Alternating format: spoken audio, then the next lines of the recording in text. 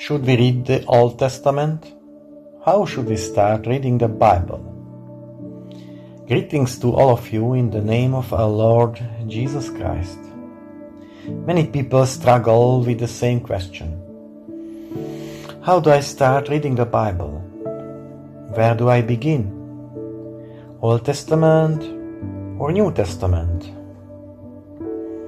Before we answer that, we need a foundation. We stay with the full scripture, all 66 books, 39 in the Old Testament, 27 in the New. We don't add, we don't remove, we don't change it. This is the Word of God. If someone wants to know Jesus Christ, I say this clearly. Start with the New Testament. Start with the Gospels. Start with the Gospel of John. Why? Because there you see clearly who Jesus is, what he did, why he came, what the Gospel is. But here is where many people misunderstand. You cannot skip the Old Testament, not just because it's good to know, but because without the Old Testament, you don't truly understand the New. The Old Testament points to Jesus Christ everywhere. Not always directly, not always clearly, but through images, stories, prophecies. And when you begin to read like this, everything starts to connect. Many think Jesus begins at Bethlehem, but Scripture says all things were made through him and for him. That means Jesus was there at creation. When you read, "In the beginning God created the heavens and the earth," he was already there. And as you keep reading, you will see him everywhere.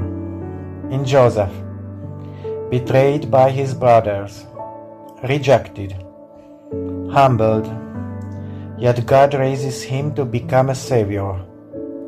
That is not random. In Samson, called by God, but full of failure, and still God uses him. In Abraham, a man of faith, not perfect, but he believed God, and it was counted to him as righteousness. In David, a king, who fell, who sinned, and yet God says, "I will give you an eternal kingdom." David wanted to build a house for God, but God said, "You will not build me a house. I will build you a house, an eternal one." That is Jesus Christ. Now look at the sacrifices. Lambs, blood, repeated offerings, again and again. Why? Because they were not perfect. They had to be repeated. They were shadows. Then comes the New Testament, and Jesus Christ offers one sacrifice. One. And Scripture says, He made perfect forever. Now this becomes personal. Many people think, "I'm not a bad person." But if you are honest, inside you, thoughts, desires, sin. The Bible says, "There is no one righteous, not even one." That is why we don't need improvement. We need a new life, a new heart. We need Lord Jesus Christ. Abraham was righteous. Why? Not because of his works, but because he believed. And that is still true today. And now something powerful. Look at Jesus' genealogy. You will find sin, brokenness, failure. And Jesus doesn't say, let's hide this. He says, this is my line. This is my family. That is the gospel. Jesus didn't come for perfect people. He came for sinners. So what should you do? If you don't know Him, read the Word. Seek Him honestly. If you don't know Him, don't stop. Grow. Go deeper. Scripture says, there is milk, and there is solid food. You must grow. That is why read the Old Testament too.